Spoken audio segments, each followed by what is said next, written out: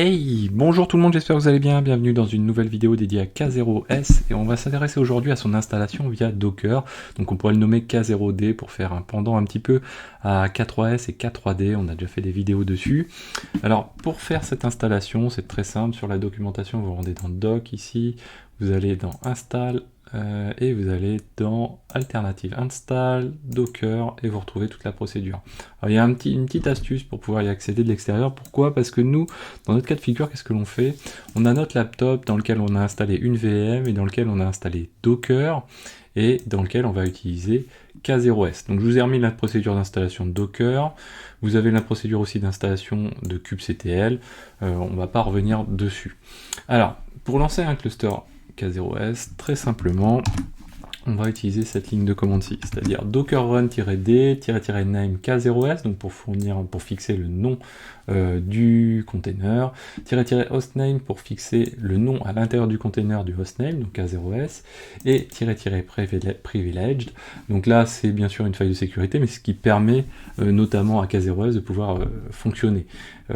Donc en gros, c'est pour un usage strictement de dev, de test, on va pas faire de la production de cette manière-là. Derrière, on a également le -v pour monter le volume var lib K0S, pour pas perdre les données, et ensuite -p pour exposer le port 6443 du container, donc l'API serveur, sur le port 6443 de la VM en question.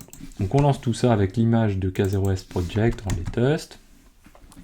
Donc si on regarde, on fait un docker ps, on va avoir notre container qui va tourner.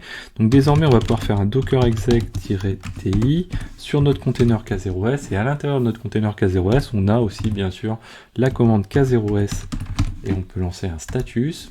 Et derrière, on s'aperçoit que du coup, par défaut, qu'est-ce qu'on a de lancé? On a un contrôleur qui est également worker, donc c'est le fonctionnement par défaut de l'image, et en version 1.22.4. Donc derrière, on peut également faire, donc notre wrapper K0S permet de faire un kubectl get node, et on va retrouver notre node, donc du coup qui est en cours d'installation, donc il est en statut not ready. On va attendre quelques secondes, le temps qu'il soit ready.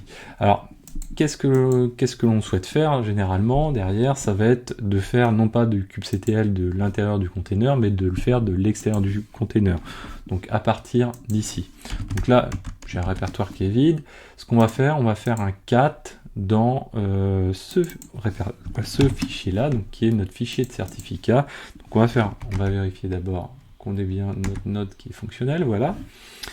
On va donc ensuite faire un docker exec-ti sur notre container, et on va faire un cat donc de ce certificat que l'on va nommer kubeconfig par exemple, comme ceci. Et donc désormais, je peux faire maintenant à l'extérieur un kubectl-kubectl get node. Donc là, ça fonctionne, pas de souci. Alors, ce qu'on aurait tendance à faire, comme on utilise Vagrant, le répertoire /Vagrant, qui est présent sur toutes les VM Vagrant, contient un répertoire qui est partagé avec la machine, le laptop, nous en l'occurrence, qui est à l'extérieur. Donc, on aurait tendance à vouloir faire, si on veut l'utiliser de l'extérieur, un /Vagrant/kubeconfig. Donc désormais, maintenant, j'ai un kubeconfig si je me rends sur mon laptop dans le répertoire en cours. Donc si je fais un kubectl kubeconfig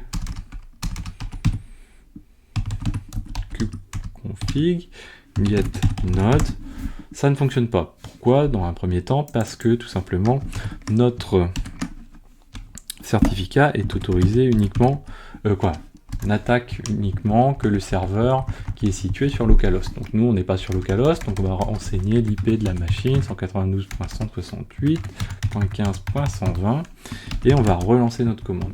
Là on a une seconde erreur. Pourquoi? Parce que notre certificat il n'est pas valide pour cette IP là, il est valide uniquement soit pour le localhost, soit pour l'IP du container, soit pour le réseau de pod en question, mais pas pour notre IP. Donc il va falloir trouver une petite astuce pour pouvoir gérer ça. Et cette astuce, ça va être tout simplement de réinstaller avec un fichier de conf spécifique. Alors, première chose, on va supprimer notre container K0S, comme ceci.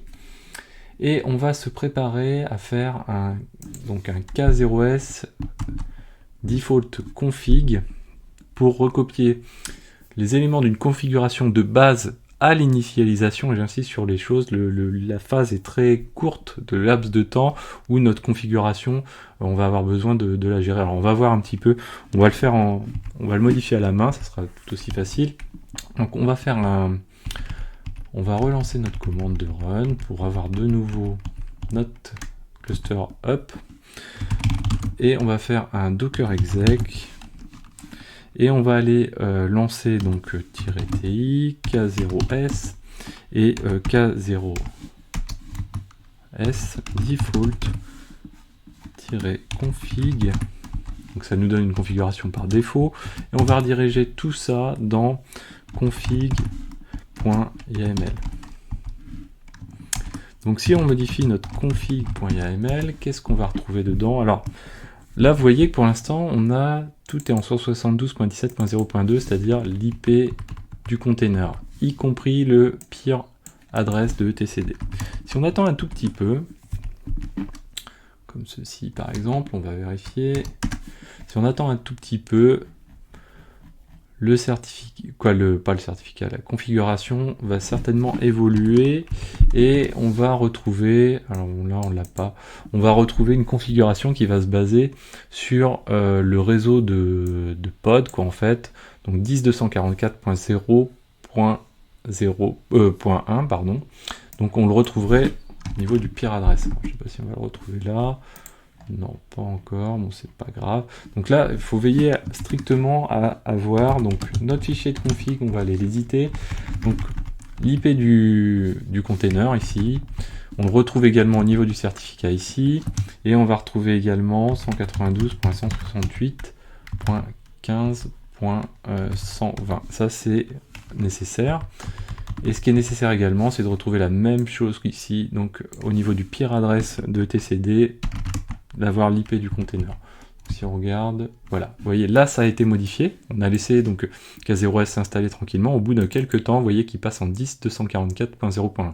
Si vous reprenez donc quelque chose avec un cluster qui a déjà été initialisé, vous allez vous retrouver avec 10.244.0.1 et ça ne va pas fonctionner, puisque le réseau n'existe pas encore. Vous voyez, ici on le retrouve également, et ici également. Donc faites très attention à ça, c'est l'IP du container qui doit compter, et ne pas oublier de rajouter l'IP de votre host dans cette partie-là. Donc, du coup, on va supprimer de nouveau, donc on va faire un docker rm-f de k0s, et on va utiliser la commande suivante. Hop, voilà, celle-ci, qui est la même que tout à l'heure, si ce n'est que on va monter donc notre fichier config.yaml, il est local et il est situé à l'endroit où on lance la commande docker run. Donc on va monter dans /tmp à l'intérieur du container un volume qui contient le répertoire courant, donc le config.yaml. Derrière, au niveau de l'image, on va la lancer avec une commande spécifique qui est k0s contrôleur-config pour préciser notre fichier de configuration. Et du coup, comme on passe par un fichier de configuration, on va activer le fait que notre contrôleur est également worker. Donc on lance ça, on va faire un docker logs-f de k0s, et là on va attendre qu'il s'installe. Voilà, donc c'est en train de tourner. Donc si on n'avait pas rentré les bonnes IP, grosso modo il aurait bouclé sur le fait qu'il n'arrivait pas à joindre etcd. Donc là il est en train de s'installer gentiment. Donc si on vérifie tel qu'on l'avait fait tout à l'heure, on va faire un k0s status.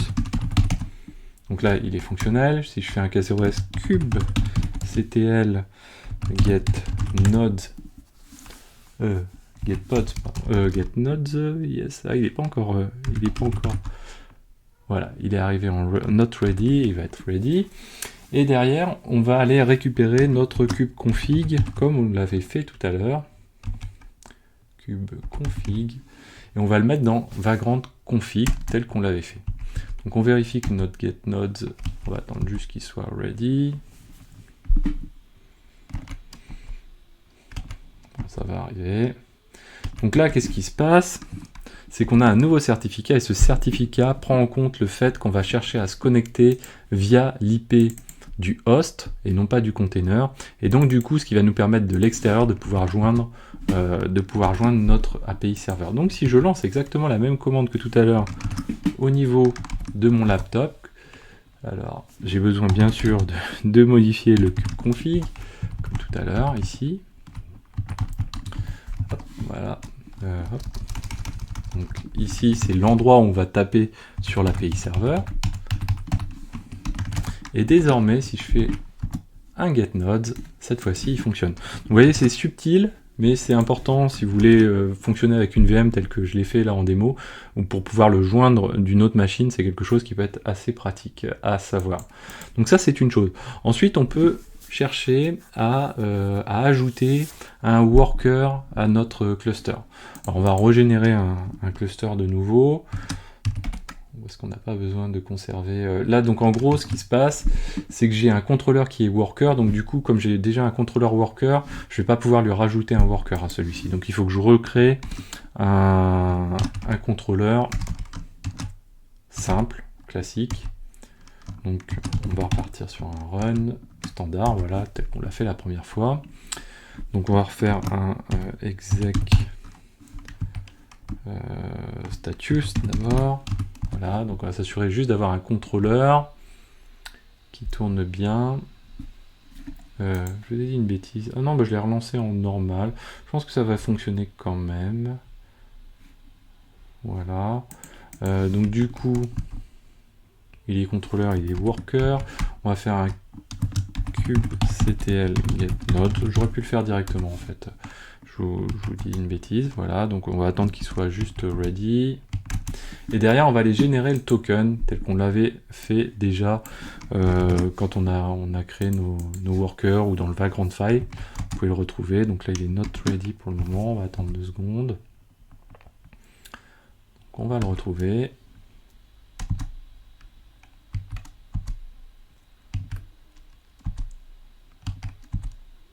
Alors le truc qui aurait été sympa, sinon, c'était de le lancer.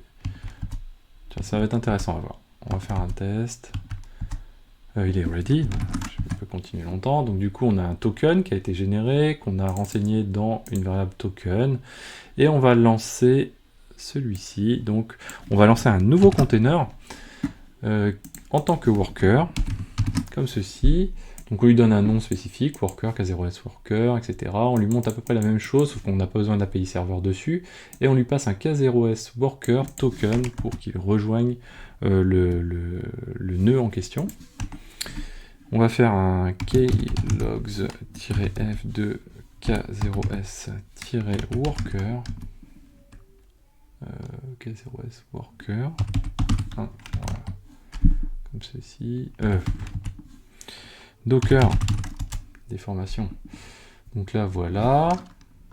Donc ça a l'air de se passer gentiment. Et donc du coup, on va pouvoir checker notre getNode.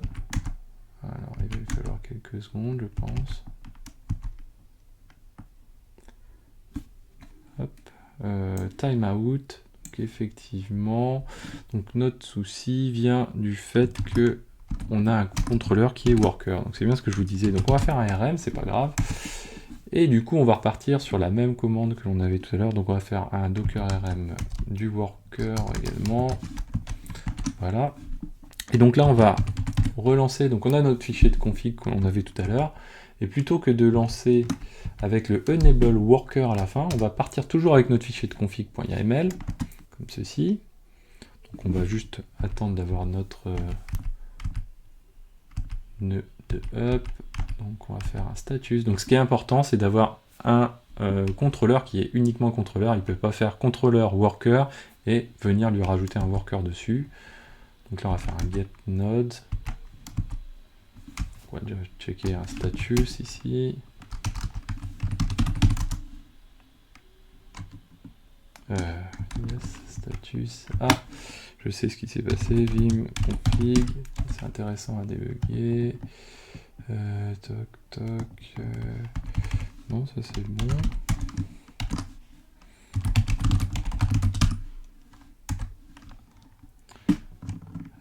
current CFG matches existing, anything.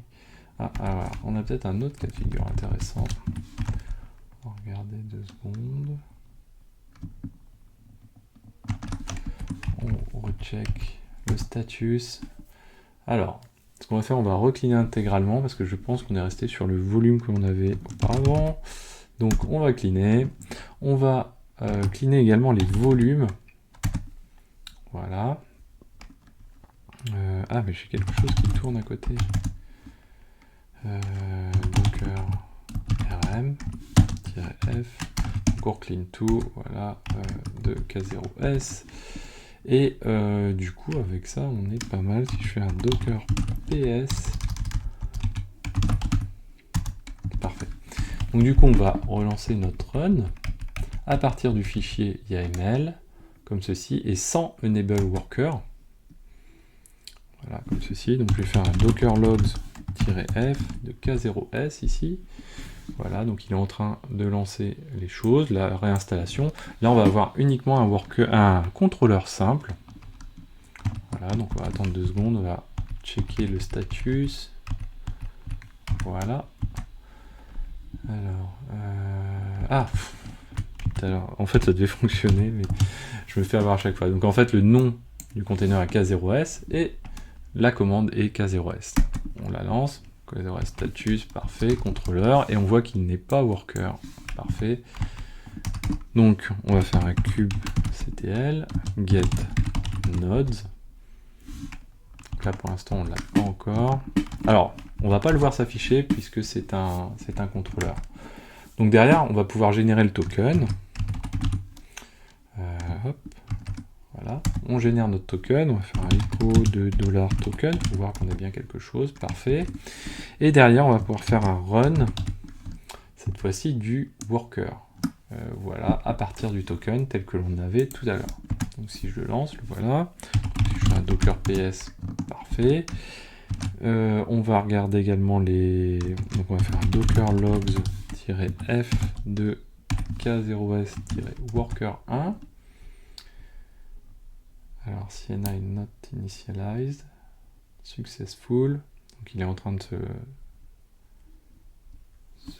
lancer. Voilà, là ça doit être... peut-être pas encore. Donc on va check kubectl get nodes. Voilà, donc il est en train de lancer le worker ici, ça va prendre quelques secondes. Alors vous voyez qu'on ne voit pas le... Et voilà, donc là il est ready. Et donc on a un cluster avec un contrôleur, un worker. Donc quelque chose d'important à retenir, on a vu l'IP à modifier si on veut l'attaquer de l'extérieur. On a vu également le fait de relancer du coup avec la bonne configuration et attention de mettre les bonnes IP dans le config.yml. Et ensuite, quand on veut fonctionner en node, en contrôleur et en worker, rajouter des workers, c'est uniquement sur des nœuds qui sont contrôleurs simples et pas contrôleur et worker. Voilà, donc tout ça grâce au token. J'espère que cette vidéo vous a plu. Vous avez le lien dans la description avec toutes les commandes qu'il vous faut. N'hésitez pas à en parler autour de vous, à mettre des pouces bleus, à commenter, à vous abonner pour ne pas manquer les prochaines vidéos. Et moi je vous dis à très bientôt sur Xavki.